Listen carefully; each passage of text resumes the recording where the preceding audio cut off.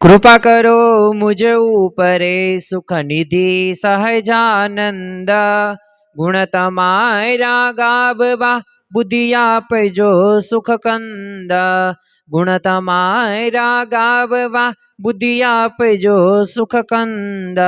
श्री स्वामिनारायण भगवाननी जय। सियावर रामचंद्र भगवाननी जय। उमापति महादेवनी जय। दरेक दिव्य मुमुक्षु हरिभक्तों ने भावथी जय स्वामी नारायण। आम तो भगवाननो महिमा शास्त्रोनी अंदर घणो बधो लख्यो छे, पण एमना दिव्यो नामोनुं ए जे उत्पत्ति छे अने एमनो अर्थ छे अने ए जे सर्वोपरि महिमा छे ए आपणे घणी बधी वखत ए जाणता नथी। तो आजना प्रवचननी अंदर भगवानना विविध नामोनी ए व्युत्पत्ति केवी रीते थई, एमना अर्थ शुं थाय छे अने एमनो सर्वोपरि महिमा आजना प्रवचननी अंदर आपणे सांभळवो छे। आम तो शब्दोना मूळ अर्थथी लईने एक ब्रह्मांडनी रचना सुधीनी एक आध्यात्मिक सफर आजे आपणे खेडवी छे। कारण के आ जे आपणे नाम स्मरण करीए छे, कोईक रामनुं नाम स्मरण करे छे, कोईक माताजीनुं नाम स्मरण करे छे, कोईक कृष्ण भगवाननुं नाम स्मरण करे छे, कोईक स्वामिनारायण भगवाननुं नाम स्मरण करे छे। तो आ नाम स्मरण द्वारा केवी शांतिनो अनुभव थाय छे। आम तो आ नाम स्मरण द्वारा शांति होय के आनंद होय के सुख होय के निर्भयता होय के ब्राह्मी स्थितिनी प्राप्ति सुधी आ नाम स्मरणथी ए शक्य छे। तो आजना प्रवचननी अंदर आपणे उपनिषदो होय के श्रीमद भगवत गीताना श्लोको होय तो एना आधारे समजवानो प्रयत्न करीशुं के खरेखर आ भगवाननो महिमा अने नामोनी व्युत्पत्ति शुं छे अने साचा अर्थनी अंदर शुं नाम स्मरणथी परम शांति आनंद निर्भयता अने सुखी थई शकीए। प्रथम तो आ भारतीय संस्कृतिनी अंदर नामो ए कांई ओळख नथी, परंतु एक दिव्य गुणोनुं एक दर्शन पण करे छे। तमे जो भगवाननो अर्थ ज शुं थाय छे, भगवत्तावान। कारण के आपणा देशनी अंदर भगवानना जेटला पण नाम छे ने ए मात्र कांई व्यक्तिने बोलवामां माटेना शब्दो नथी, पण ए भगवानना दिव्य गुणो अने ऐश्वर्यनुं सचोट वर्णन करे छे अने ए प्रकारनुं ऐश्वर्य पण प्रदान करे छे। तमे जो भग शब्दनो ज अर्थ शुं थाय तो शास्त्रोमां दर्शाव्या मुजब भग एटले ऐश्वर्य। आम तो मुख्यत्वे 6 प्रकारना दिव्य ऐश्वर्यनुं वर्णन वेदोनी अंदर करवामां आव्युं छे अने भारतीय संस्कृतिनी एक विरासत छे जे वेदो छे। आ वेदोनी परंपरा वेदोनी अंदर आपवामां आवेलुं सचोट ज्ञान जे आपणने ज्ञानवान बनावे छे, जे आपणने श्रद्धावान बनावे छे अने आपणा संशयोना ए भेदन करे छे। वान शब्दनो अर्थ शुं थाय? युक्त होवुं अथवा धराववुं। जेम आपणे धनथी युक्त व्यक्तिने आपणे शुं कहीए सहज रीते के जो आ धनवान व्यक्ति छे, आ संपत्तिवान छे, आ रूपवान छे। तो एवी ज रीते भगवत्तावान एटले के ऐश्वर्य धरावता, ऐश्वर्य युक्त जेने आपणे भगवान कहीए छे। एटले स्वाभाविक रीते सर्वोपरि तत्वने ज ते भगवान कहेवामां आवे छे। कोई पण नाम लो, ए नाम बोलता ज जो भक्तने भगवानमां कोईक ने कोईक तो विशेष ने अद्भुत गुणना साक्षात दर्शन थाय ज छे। राम बोलो तो मर्यादा पुरुषोत्तम राम, रघुकुल रीत सदा चली आए, प्राण जाए पण वचन न जाए। श्री कृष्ण भगवाननुं नाम तमे लो तो एमना जीवनमां ए विपरीत परिस्थितिओ वच्चे पण पोते स्थिर छे, पोते आनंदमां छे अने कोई पण प्रकारनुं दुख एमना जीवननी अंदर ए आपणने लागतुं नथी। आव्या छे घणा बधा, पण ए श्री कृष्ण भगवाननुं नाम बोलीए, स्मरण करीए एटले दिव्य गुण प्रगट थाय थाय ने थाय। राम भगवान ने याद करिए तो मर्यादा पुरुषोत्तम राम, आज्ञाकारी राम। पुत्र कोने कहेवाय? आज्ञाकारी पुत्र कोने कहेवाय? तेनी सचोट व्याख्यानी अंदर भगवान राम ने आपणे याद करीए छीए। एटले ज्यारे पण आपणे नाम लईए छे ने तो भगवानना कोईक ने कोईक तो विशेष अद्भुत गुणना साक्षात दर्शन आपणा मानस पलट उपर थाय ज छे अने आपणे सौ परम भाग्यशाળી छीए कि आपने आवा अनंत गुणयुक्त स्वरूपनी उपासना करवानो दुर्लभ ए अवसर प्राप्त थयो छे। तमे जो प्रथम तो आपणे भगवान श्री राम अने भगवान श्री कृष्ण ना नामोना गूढ़ अने वास्तविक अर्थ विषे वात करीए અને ત્યારબાદ મહામંત્ર એવો સ્વામિનારાયણ મહામંત્ર જે બે દિવ્ય તત્વોથી બનેલો છે એનો અર્થ શું થાય છે એની આપણે વાતો કરીએ. પણ પ્રથમ વાત કરીએ આપણે ભગવાન શ્રી રામ. આમ તો રામનવમી આવે, ભગવાન સ્વામિનારાયણની જયંતિ આવે ત્યારે આપણે અચૂક ભગવાન રામને યાદ કરીએ છીએ. એમનો જન્મોત્સવ પણ ઉજવીએ છીએ અને એમના જીવનની અંદર આપણે ઘણા બધા ગુણો ગ્રહણ પણ કરીએ છીએ. તમે જો અયોધ્યાની અંદર ભગવાન શ્રી રામજીની મૂર્તિની પ્રતિષ્ઠાના સંદર્ભની અંદર તે વિદ્વાનો આ નામની એક મહાનતા સમજાવે છે. અને આમ શાસ્ત્રીય વ્યાખ્યા ત્યારે આપેલી હતી કે રમતે યોગિનઃ અસ્મિન ઇતિ રામઃ. એટલે આ એક છે ને અત્યંત આમ ગૂઢ વ્યુત્પત્તિ ગણી શકાય. કારણ કે જેમના ધ્યાનમાં અને સ્મૃતિમાં મોટા મોટા યોગીઓ પણ એ રમમાણ થઈ જાય છે ને ડૂબી જાય છે, સંપૂર્ણ લીન થઈ જાય છે. એ તત્વ એટલે રામ. તમે જો રામ ભગવાનનું નામ લો એટલે દુનિયાના ગમે તે સંકલ્પો વિકલ્પો હોય ને એ શાંત થઈ જાય, નિર્મળ મન પવિત્ર મન થઈ જાય. તો જો આ નામ આપણને દર્શાવે કે એમનું સ્મરણ એક જીવને જગત ભૂલાવીને પરમાનંદ આપે છે. તો જો આ ભગવાન શ્રી રામનો એક ગૂઢ અને એક વાસ્તવિક અર્થ આપણે જોયો. ત્યારબાદ ભગવાન શ્રી કૃષ્ણ, તમે જો ભગવાન શ્રી કૃષ્ણના નામની પાછળ પણ એમના આશ્રિતો પ્રત્યેનો એક અદ્ભુત ગુણનો છુપાયેલો છે. જો હિન્દુ ધર્મની અંદર જે દેવી દેવતાઓ કે ભગવાન થઈ ગયા, અવતારો થઈ ગયા, એ દરેક વંદનીય પૂજનીય છે અને બધાએ પોતપોતાના સંપ્રદાયને પોતપોતાના ઈષ્ટદેવને પોતે માને છે. પણ જો આમના અર્થો પણ એટલા જ તે સમજવા જેવા છે. તમે જો શાસ્ત્રીય વ્યાખ્યા કરેલી છે કશરતી દુખાની ઇતિ કૃષ્ણ, એટલે આ શબ્દ ની ભગવાનની કરુણા દર્શાવે છે. કારણ કે પોતાના જે આશ્રિત ભક્તોના એ જેટલા કષ્ટો હોય, ચિંતા હોય કે દુઃખો હોય ને એને ભગવાન શ્રી કૃષ્ણ ખેંચી લે છે અને એવું જ તત્વ એટલે કૃષ્ણ. તમે જો ભગવાન શ્રી કૃષ્ણના જીવનની અંદર જો કેટલા દુઃખો આવ્યા છે, કેવી વિપરીત પરિસ્થિતિ આવી છે, પણ છતાં પણ પોતે ગંભીર છે નહીં, પણ પોતે આનંદિત છે, સુખી છે. બીજાના પ્રશ્નોનું સમાધાન એ ભગવાન શ્રી કૃષ્ણએ કરેલું છે. અર્જુનના પાકા મિત્ર તરીકે, એ સંવડ તરીકે, એ માર્ગદર્શક પથદર્શક તરીકે શ્રી કૃષ્ણ ભગવાન જોડાયેલા છે. ભલે એમને કોઈ સુદર્શન ચક્ર કે કોઈ શસ્ત્ર ઉપાડ્યું નહોતું, પણ મનથી એ પાંડવોને એવી શક્તિ પ્રદાન કરેલી હતી, એવો રસ્તો સારો ચીંધ્યો હતો, એવો માર્ગદર્શન સારું આપેલું હતું કે જેથી કૌરવોની હાર થાય છે, પાંડવોની જીત થાય છે. તો જો કૃષ્ણ નામનું સ્મરણ કરવાથી ભગવાન ભક્તને સંપૂર્ણપણે દુઃખમાંથી એક મુક્ત કરે છે. તો આ ભગવાન શ્રી કૃષ્ણના નામ પાછળનો અર્થ આપણે ગણી શકીએ. હવે આજે આપણે જે મુખ્ય વિષય વિશે વાત કરવી છે, જે આપણે મહામંત્ર, સ્વામિનારાયણ મહામંત્ર, અને ખરેખર હાલતા ચાલતા ખાતા પીતા સર્વે ક્રિયામાં સ્વામિનારાયણ જે આપણને કહેવામાં આવે છે. તો આ સ્વામિનારાયણ મહામંત્રનો પણ ગૂઢ રહસ્ય અને મંત્ર વિશે આપણે વ્યુત્પત્તિ વિશે જોઈએ. કારણ કે બે દિવ્ય તત્વોનું એક મૂર્તિમાન સ્વરૂપ આપણે ગણી શકીએ.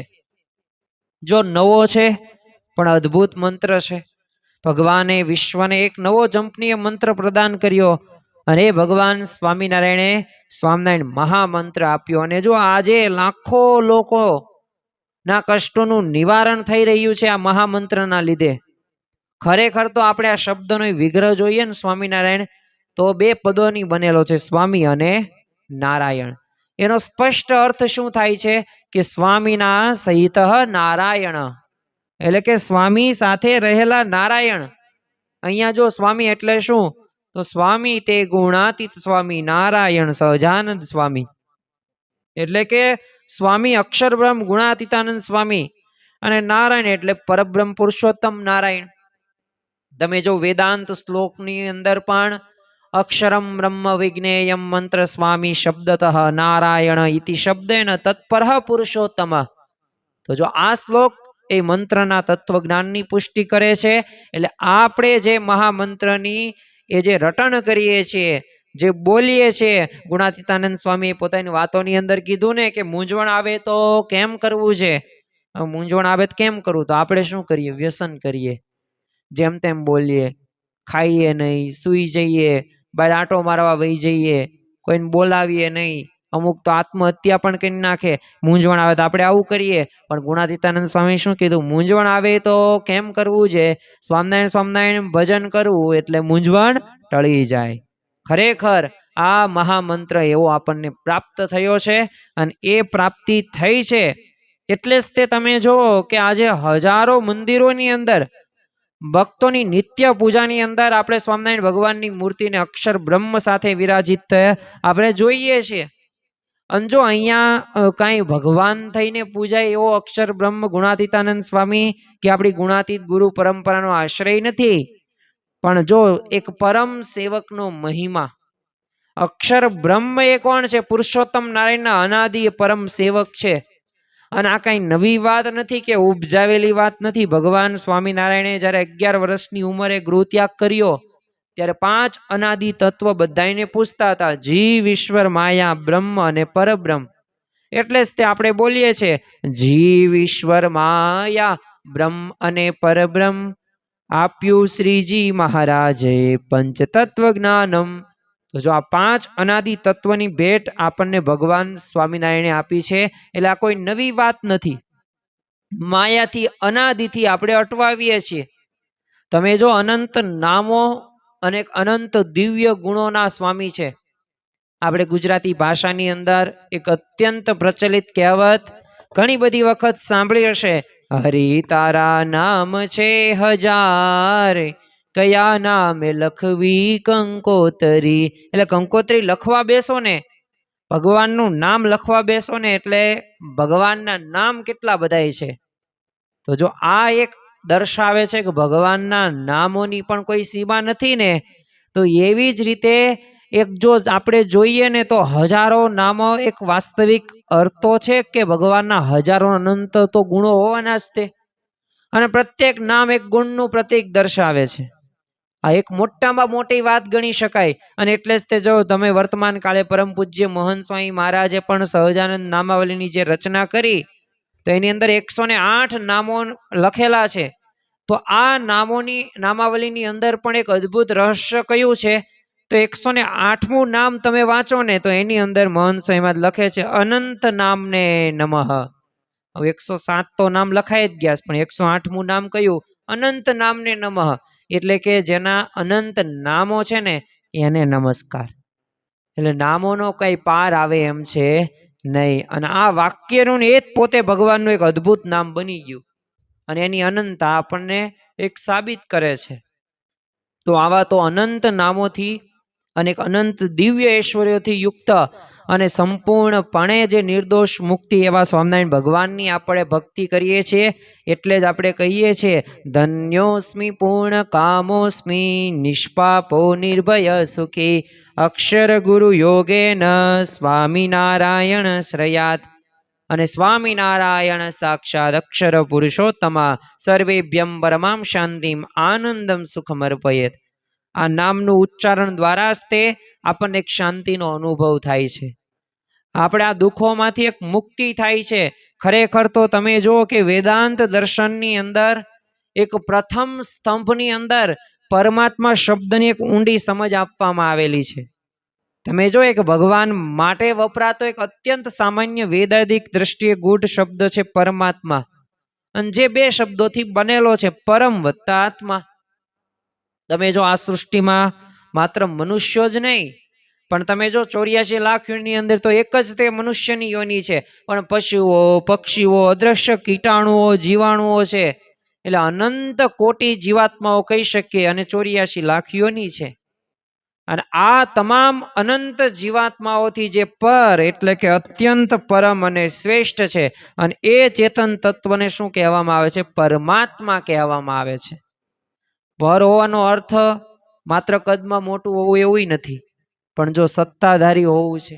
તમે જો પરમાત્મા તમામ જીવોનું સંચાલન કરે છે, એટલે જ કહે છે ને કે ભગવાનની મરજી વગર તણું પણ કોઈથી હલાવ્યું હલતું નથી. તો આ કરતા હરતાનો જે વિચારમાં આપણે બોલીએ છીએ તો એ શું છે?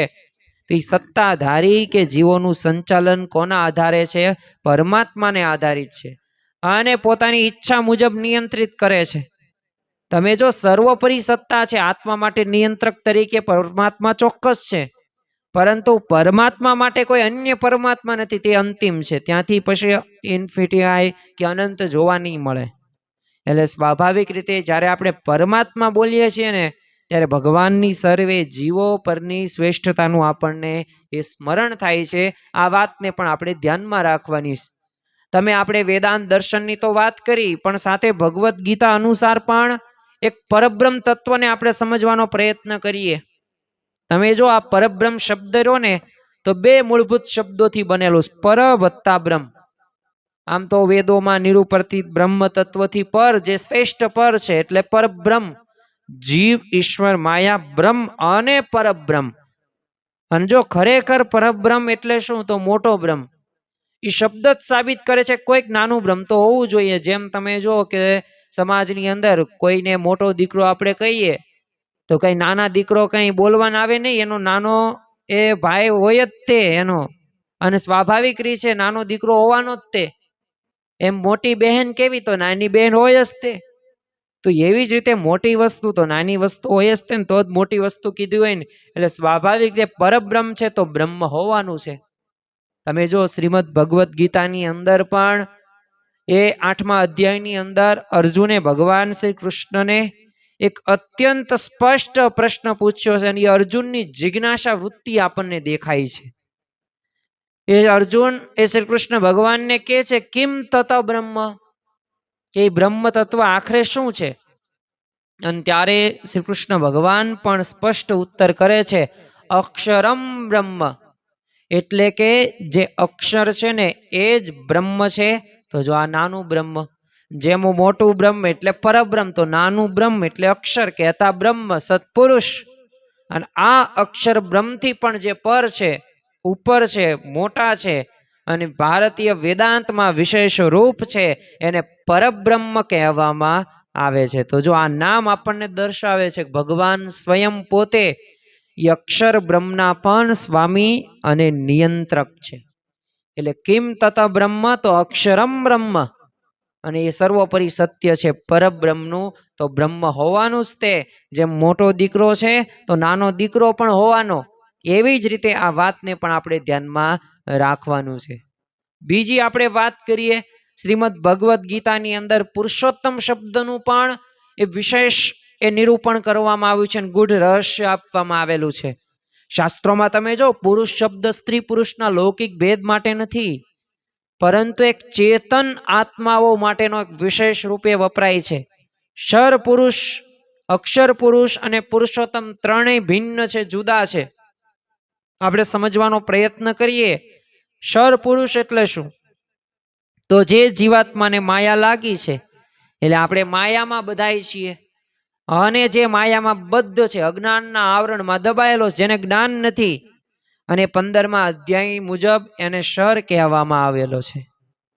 અક્ષર પુરુષ એટલે શું, જેને ક્યારેય માયાનું બંધન છે જ ને, એટલે માયાથી પર છે, મુક્ત છે, સ્થિર છે, પોતો નિર્વિકાર છે. એટલે કે માયાથી સદાય કેવો છે, અલિપ્ત રહેનાર તત્વને શું કહેવાય, અક્ષર કહેવાય. ને એટલે જ આપણે કહીએ છીએ કે માયાથી પર એ બ્રહ્મ છે, સત્પુરુષ છે, અક્ષર છે, બ્રહ્મ છે, અને એ આપણને પરબ્રહ્મ સુધી લઈ જશે. પુરુષોત્તમ એટલે શું, તો શર અને અક્ષર બંનેથી પર છે. એટલે આમ કહેવાય સર્વોપરી સર્વના સ્વામી. અંજો એટલે જ તે શ્રીમદ ભગવદ્ ગીતાની અંદર પણ એ લખવામાં આવ્યું છે, યસ્માત શરમ અતીતોહમ અક્ષરાદપી ચોતમ. કે આ જ કારણથી લોકની અંદર વેદોમાં એને પુરુષોત્તમ કહેવામાં આવ્યો છે. એટલે આ ત્રણનો અર્થ આપણે યાદ રાખવાનું છે. શર પુરુષ કોને કહેવાય, અક્ષર પુરુષ કોને કહેવાય, પુરુષોત્તમ કહેવાય. શર પુરુષમાં આપણે બધા જીવો આવીએ, અક્ષર પુરુષમાં બ્રહ્મ આવે, અક્ષર આવે, જે માયાથી પર છે, અને પુરુષોત્તમ એ સર્વોપરી છે, એના પણ એ સર્વના સ્વામી ગણી શકાય. એટલે આ ત્રણ પુરુષોનું એ જે જ્ઞાન છે, ગૂઢ રહસ્ય છે, એ શ્રીમદ ભગવદ્ ગીતાની અંદર પણ આપવામાં આવેલું છે. તમે જો સૃષ્ટિનું સંચાલન અને જે પરમેશ્વર શબ્દની પણ એક ભવ્ય એક ગૂઢ રહસ્ય જોવા મળે છે. રોજ બરોજ આપણે પ્રાર્થનામાં હે પરમેશ્વર મંગલદાતા છીએ અમે સૌ તારા બાળ, તે દર્શન તુજ દિવ્ય મનોહર, વંદન કરીએ વારંવાર, ઈશ્વર અલ્લાહ તેરો નામ. તો આવું બોલીએ છીએ આપણે, ઈશ્વર શબ્દ બોલીએ તો જો આ શબ્દ પરમ વત્તા ઈશ્વર એટલે કે ઈશ્વરોના પણ ઈશ્વર, જેને આપણે પરમેશ્વર કહેવામાં આવે છે. ઈશ્વર એટલે કોણ? આપણને આ પ્રશ્ન થવો પડે. તો જો ઈશ્વર શબ્દનો મૂળ અર્થ શું થાય? જે શાસન કરી શકે અને વ્યવસ્થાનું નિયમન કરી શકે ને, જેને ઈશ્વર કહેવામાં આવે છે. તમે જો બ્રહ્માંડના સંચાલકો, ભગવાને સૃષ્ટિ રચી ત્યારે અનંત બ્રહ્માંડો બનાવે છે. આ એક બ્રહ્માંડ નથી, આ એક પૃથ્વી નથી. દરેકના સંચાલન માટે અલગ અલગ શક્તિશાળી આત્માઓને સત્તા આપી છે, જેને ઈશ્વર કહેવામાં આવે છે. અને માત્ર બ્રહ્માંડોમાં નહીં, આપણા શરીરની અંદર પણ સંચાલકો. જો તમે હાથના જો ઇન્દ્ર, પગના ઉપેન્દ્ર, બુદ્ધિના બ્રહ્મા, મનના ચંદ્ર, બધા દેવતાઓ ઈશ્વર છે. જેમ કોઈ મોટી કંપની હોય ને, તો દરેક વિભાગનો એક હેડ હોય, મેનેજર હોય, જેને ચીફ એક્ઝિક્યુટિવ ઓફિસર કહેવામાં આવે છે. તો પણ આ ચીફ એક્ઝિક્યુટિવ ઓફિસર કોણ છે? તો એ અનંત કોટી બ્રહ્માંડો, અનંત દેવતાઓનું અંતિમ સંચાલન જે કરે છે, તે તમામ ઈશ્વરોનો સર્વોચ્ચ નાયક એટલે પરમેશ્વર. પણ જે મોટી મોટી કંપનીઓની અંદર વિભાગો હોય છે ને, એનો જે હેડ હોય છે ને, એને સીઈઓ નો કહેવાય, એને મેનેજર કહેવાય. અને એ વિભાગનું જેને ધ્યાન રાખવાનું. દાખલા તરીકે કોઈ કંપનીની અંદર ઉત્પાદન વિભાગ આવે, તો ઉત્પાદન વિભાગની અંદર કાચો માલ ક્યાંથી લાવવો, કેટલા ભાવે લાવો, એ ઉત્પાદન વિભાગમાં કેટલા સમયની અંદર પૂરું કરવું, તો એને એક મેનેજર હોય એનો વિભાગનો, એને ઉત્પાદન પ્રોડક્શન મેનેજર તરીકે ઓળખવામાં આવે છે. તો એવી જ રીતે આ બધી તે શક્તિઓ કોના હોય? આત્માઓ, ઈશ્વરના આત્મા, એટલે એના હેડ મેનેજર તરીકે ઈશ્વર છે. પણ પાછા એના પણ પર હોય, જેને સીઈઓ કહેવાય. ઉત્પાદન વિભાગ આવે, નાણાકીય વિભાગ આવે, કર્મચારી વિભાગ આવે, સંચાલન વિભાગ આવે, પછી પાછું એના ઉપર એક મેન વ્યક્તિ હોય ને, જેને સીઈઓ તરીકે ઓળખવામાં આવે છે. તો એ કોણ છે? એ પરમેશ્વર છે. ઈશ્વરના પણ ઈશ્વર એટલે કે પરમેશ્વર. તો આને પણ આપણે ધ્યાનમાં રાખવાનું છે. એક પરાત્પર શબ્દની પણ એક આધ્યાત્મિક શ્રેણી છે, અને એને પણ શ્રેષ્ઠથી પણ શ્રેષ્ઠ એ પરાત્પર છે. તમે જો સંસ્કૃત ભાષાની અંદર એક ગુહ્ય નામની ધાતુ છે, જેનો અર્થ થાય છે અત્યંત મોટું અથવા વૃદ્ધિ પામેલું. અને એના પરથી જ બ્રહ્મ શબ્દ બન્યો છે. હવે બ્રહ્મ પોતે જ તે એક જીવાત્માઓનો કરતા અત્યંત મોટો અને શ્રેષ્ઠ છે, સર છે. પરંતુ વેદાંત ભગવાનને એક અત્યંત અદ્ભુત નામ આપે છે, જે આ મોટાથી પણ મોટો છે, અને એ ભગવાન શાસ્ત્રોમાં પરાત્પર તરીકે ઓળખાય છે. પર એટલે શ્રેષ્ઠ, સ્વયં શ્રેષ્ઠ છે, બ્રહ્મથી પણ શ્રેષ્ઠ છે, એ જ પરાત્પર છે. એટલે પરાત્પર કે પરબ્રહ્મની ઉપર બીજું કોઈ તત્વ કે અસ્તિત્વ ધરાવતું નથી, ભગવાનની ઉપર કોઈ પણ ભગવાન નથી. એટલે આ સાંભળતા જ તેને આપણને ભગવાનની એક સર્વોપરી એક શક્તિઓનો વાસ્તવિક ખ્યાલ આવે છે. એટલે સર એ જીવાત્મા, પર એટલે અક્ષર બ્રહ્મ, અને પરાત્પર એટલે પુરુષોત્તમ નારાયણ. આ પણ આપણે ધ્યાનમાં રાખવાનું છે. થોડાક આપણે કઠોપનિષદની અંદર પણ વાત જોઈ લઈએ, જેથી એક આ દ્રઢતા આપણને થઈ જાય. જો આજે ભગવાનના નામ સ્મરણ, એક ઉત્પત્તિ અને એનો મહિમા આપણે સમજવા માટે એકઠા થયા છીએ. થોડુંક શાસ્ત્રોક્ત છે, ઉદાહરણની અંદર નથી આપવામાં આવેલા, પરંતુ આ મુદ્દો સમજવો આપણે છે કે જેનું નામ આપણે લઈએ છીએ, ભગવાન શ્રી રામ કે ભગવાન શ્રી કૃષ્ણ, પણ એ નામની ઉત્પત્તિનું આપણને ખ્યાલ હોવું પડે. હવે આનાથી પણ થોડુંક અઘરું આપણે સમજીએ, અને ઇન્દ્રિયો, મન, બુદ્ધિ, આત્મા, અક્ષર અને પુરુષોત્તમ દ્વારા, ઉદાહરણ દ્વારા આપણે થોડોક સમજવાનો પ્રયત્ન કરીએ. અને આપણા શરીરની જ તે ઇન્દ્રિયો લેશું, જેથી આપણે વિશેષ આ બધા શબ્દોને આપણે ઓળખી શકીએ. કઠોપનિષદની અંદર એક શ્રેષ્ઠતાનો ક્રમ આપવામાં આવ્યો છે. તમે જો ઉપનિષદો આકાશની વાતો કરવાને બદલે આપણા શરીરના તત્વોનું ઉદાહરણ બનાવીને ભગવાનની એક સર્વોપરિતા અનુભવ રીતે સમજાવે છે. કેમ? સરળતાથી આપણે સમજી શકીએ. તો પ્રથમ આપણે સમજીએ કે ઇન્દ્રિયો રહી, તો શરીરની અંદર 5 જ્ઞાનેન્દ્રિયો છે, આંખ, કાન, બધું. 5 કર્મેન્દ્રિયો છે, હાથ, પગ, જેનાથી આપણે કર્મ કરીએ છીએ. અને એ વિષયો કેવા છે? સ્થૂળ વસ્તુઓ કરતા શ્રેષ્ઠ છે. ઇન્દ્રિયેભમ પરમ, એ આપણને ખ્યાલ છે. પણ એના ઉપર પણ એક આવે, ઇન્દ્રિયોથી પર શું આવે? મન આવે. કારણ કે ઇન્દ્રિયોને કામ કરવા માટે બાહ્ય સાધનો જોવું હોય, સાંભળવું હોય, કંઈક કામ કરવું હોય, તો એને મેનેજમેન્ટ કરતા કોણ છે? મન છે. તો એ સ્વાભાવિક રીતે અંધારામાં પણ સાધનો વિના વિચારી શકીશ. એટલે મન ઇન્દ્રિયોથી પણ શ્રેષ્ઠ છે, પરમ મનઃ એટલે કહેવામાં આવ્યું છે. હવે મનથી પણ પર શું છે? બુદ્ધિ. મન હોય પણ બુદ્ધિ જ ન હોય તો બધુંય નકામું. તો મન માત્ર ભૂતકાળનું સ્મરણ કરી શકે, પણ બુદ્ધિ વર્તમાનમાં સાચા ખોટાનો અઘરો નિર્ણય પણ કરે છે. એટલે જ કહેવામાં આવ્યું છે મનસ્સસ્તુ પરા બુદ્ધિ. એટલે મનથી પણ પર બુદ્ધિ છે. જેમ ઊંચી પોસ્ટના કોઈક અધિકારનો પગાર છે ને વધારે હોય ને, તો એમ મન કરતા બુદ્ધિના ઉપયોગમાં સૌથી વધુ શક્તિ વપરાય છે. એટલે તમે જો બૌદ્ધિક કામ કરતા લોકોને છે ને શારીરિક કામ કરતા વધુ ભૂખ લાગે છે. તો એનું કામ શું છે? એનું કારણ છે કે સ્વાભાવિક રીતે બૌદ્ધિક રીતે કરે છે, વિચારથી કરે છે અને મગજથી કરે છે, અને એનાથી પણ ઉપર એટલે કે વધારે માનસિક તણાવ. જો આપણે શારીરિક રીતે એટલા બધા થાકતા નથી, પણ માનસિક રીતે ઘણી બધી વખત થાકી જઈએ છીએ. હજી આગળ આવે બુદ્ધિથી પણ પર છે, અને એ શું છે? આત્મા. કારણ કે ઇન્દ્રિયો, મનને બુદ્ધિ તો એ બધું જડ છે, પણ એમને કરંટ, વિદ્યુત શક્તિ આપનાર તત્વ આપણી કોણ છે? જીવાત્મા છે. એટલે આત્મા બધાથી શ્રેષ્ઠ છે. એટલે કહેવામાં આવ્યું છે કઠોપનિષદની અંદર, બુદ્ધિર આત્મા મહાન પરહ. એ આત્મા બુદ્ધિથી પર છે, અને આત્માથી પણ પર કોણ છે? અક્ષર છે. હવે આ મહાન આત્માથી પર એ અવ્યક્ત અક્ષર બ્રહ્મ છે. ભગવદ્ ગીતા કહે છે પરમ ગતિ છે, જે ભગવાનનું અક્ષરધામ છે. લખ્યું છે મહત પરમ અવ્યક્તમ. પણ આ અક્ષરથી પણ એક ઉપર છે. એ અક્ષરથી કોણ ઉપર છે? પુરુષોત્તમ છે. અને આ જ અક્ષરધામથી પણ જે શ્રેષ્ઠ છે, એના નિયંત્રક છે પુરુષોત્તમ ભગવાન. એટલે જ લખ્યું છે અવ્યક્તામ પુરુષમ પરહ. અને ખરેખર હવે જિજ્ઞાસા થાય કે ભગવાનથી ઉપર કોણ છે?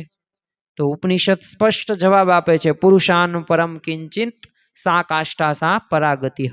કે ભગવાન પુરુષોત્તમની ઉપર બીજું કોઈ નથી. એ જ અંતિમ પરાકાષ્ઠા. જ્યાં જઈએ ત્યાં શ્રેષ્ઠનો ક્રમ કાયમ માટે પૂર્ણ થઈ જાય. આનાથી ઉપર કોઈ છે જ નહીં. એટલે આપણે જે બોલીએ છીએ ને પુરુષોત્તમ, પૂર્ણ પુરુષોત્તમ ભગવાન સ્વામિનારાયણ આપણને મળ્યા, તો ખરેખર આપણે નિર્ભય થઈ ગયા, નિશ્ચિત થઈ ગયા. અને ખરેખર આ જે સર્વોપરી ઉપાસના છે, અને આ જે નામ સ્મરણ આપણે કરીએ છીએ ને, આપણા જીવનની અંદર ઘણો બધો ફાયદો કરે છે. તમે જો ભજનની અંદર સામર્થ્ય દેવત્વ તો હોવું પડે ને. તો જ્યારે આપણે જાણીએ છીએ કે આપણને સ્વામિનારાયણ ભગવાનનું ભજન કરીએ છીએ, તો જીવાત્મા કે બ્રહ્મ એ તમામ ઈશ્વરોથી પણ પર છે. ત્યારે આપણા ભજનની અંદર એક અનેરું એક સામર્થ્ય આવે છે. પણ આને સમજવું પડે. ગમે તેવા દુઃખો નો આવે, આ દુઃખોમાંથી પણ નિવૃત્ત આપણે થઈ જઈએ. કારણ કે જે પરમેશ્વર સમગ્ર એક બ્રહ્માંડનું સંચાલન કરે છે, તે આપણા નાના મોટા લૌકિક દુઃખો અને કષ્ટોનું પણ નિવારણ ચોક્કસ કરી જ શકે છે. એટલે દુઃખોમાંથી પણ નિવૃત્ત થવા માટે જરૂરી છે અતૂટ નિષ્ઠાનો જન્મ થાય. તમે જો ભગવાનના આ સર્વોપરી એક દિવ્ય ઈશ્વરનો ખ્યાલ, એ આપણે સહજ રીતે ભગવાનમાં એક આપણી શ્રદ્ધાને અત્યંત દ્રઢ થઈ જાય છે.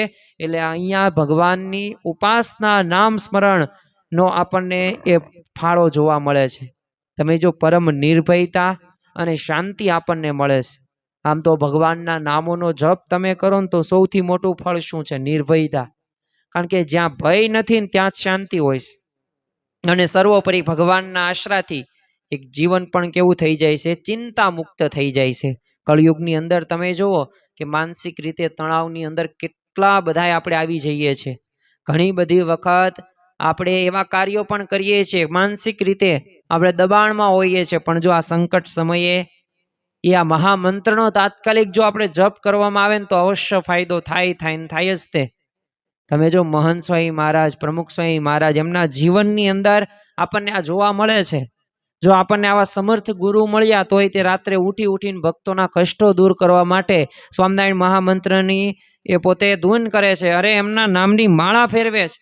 પ્રમુખ સ્વામી મહારાજની તમે રીત જો, તેમને ઘણી બધી વખત પોતે કોઈ પણ ભક્ત નોકરી ધંધો કે વ્યવસાય કે વરસાદ કે કોઈ તકલીફ હોય ને, તો આંખ બંધ કરીને સ્વામિનારાયણ ધૂન શરૂ કરી જ દેશે. ગમે તે પ્રશ્ન હોય, ધૂનથી જ શરૂઆત થાય, અને ત્યાંથી સમાધાન પણ થઈ શકે છે. તો આપણે પણ બધા એક આદત પાડવાની જરૂર છે કે જ્યારે પણ કોઈ કષ્ટ આવે કે દુઃખ આવે કે ચિંતા થાય ને, કે ત્યારે વિચાર્યા વિના તરત ભગવાનનું આપણે નામ સ્મરણ કરવાનું. હાથમાં માળા હોય ને તો અતિ ઉત્તમ, પરંતુ માળા ન હોય કંઈ વાંધો નહીં, આપણે જ્યાં ઊભા હોય ત્યાં મંત્ર બોલી તો શકીએ ને, મનથી બોલી શકીએ, ઊંચા સ્વરે પણ બોલી શકીએ, તાળી પાડીને પણ આપણે બોલી શકીએ, ધૂન કરી શકીએ. અને સાચી પ્રાર્થના તો એ જ છે ને કે ભગવાનનું નામ સ્મરણ અને જો શ્રદ્ધાપૂર્વક જો ભજન કરવામાં આવે તો સૌથી મોટી અને શક્તિશાળી પ્રાર્થના ગણી શકાય. એટલે બીજાના દુઃખો સાંભળીને પણ આપણે એમની શાંતિ માટે તરત આ નામ સ્મરણ રૂપી પ્રાર્થના કરવાની છે, અને એનાથી આપણા જીવનની અંદર આપણે ઘણા બધા આગળ વધી શકીશું. તો આપણને આવો મહામંત્ર, એ સ્મરણ વાળો મંત્ર મળ્યો છે, તો આપણે એનો ઉપયોગ કરીએ. ગમે ત્યારે પ્રશ્ન જીવનની અંદર આવે તો એ જીવનમાં પ્રશ્ન આવે તો સાચા હૃદયથી આપણે પ્રાર્થના કરીએ, નામ સ્મરણ કરીએ એટલે બધાય કષ્ટોનું નિવારણ થઈ જાય. અને જો આ નામ સ્મરણથી એક બ્રાહ્મી સ્થિતિની પણ પ્રાપ્તિ થશે. મોહનસાઈ મહારાજ જેવા આપણને સત્પુરુષ મળ્યા છે, તો આપણે સમાગમ કરીએ, નામ સ્મરણ કરતા કરતા બ્રહ્મ સ્થિતિને આપણે પ્રાપ્ત કરી શકીશું. પરબ્રહ્મની સાચી આપણે ઉપાસના પણ કરી શકીશું. અને દરેકને જે પરમ આનંદ અને જે શાંતિ અને સુખ જોઈએ છે, તો ખરેખર આ નામ સ્મરણથી આવી આધ્યાત્મિક સમજણ આપણે કેળવવાથી એ આપણે પરમ આનંદ, સુખ અને શાંતિનો પણ અનુભવ કરી શકીશું. અને ખરેખર આ કથા વાર્તા દ્વારા, નામ સ્મરણ દ્વારા, અને આ કથા શ્રવણ જો એ મહિમા સાથે વારંવાર સાંભળવામાં આવે ને તો મન પણ શુદ્ધ થાય છે અને જીવાત્માને પણ પ્રભુનું અત્યંત એક સામીપ્ય મળે છે. તો આપણે એક સંકલ્પ કરીએ કે કથા વાર્તા દ્વારા, નામ સ્મરણ દ્વારા ભગવાનની નજીક જઈ શકીએ અને સત્પુરુષની મન, કર્મ, વચને એ આપણે જોડાઈ જઈએ, એવી આજના દિવસે મહારાજ સ્વામીના ચરણોમાં પ્રાર્થના. શ્રી સ્વામિનારાયણ ભગવાનની જય.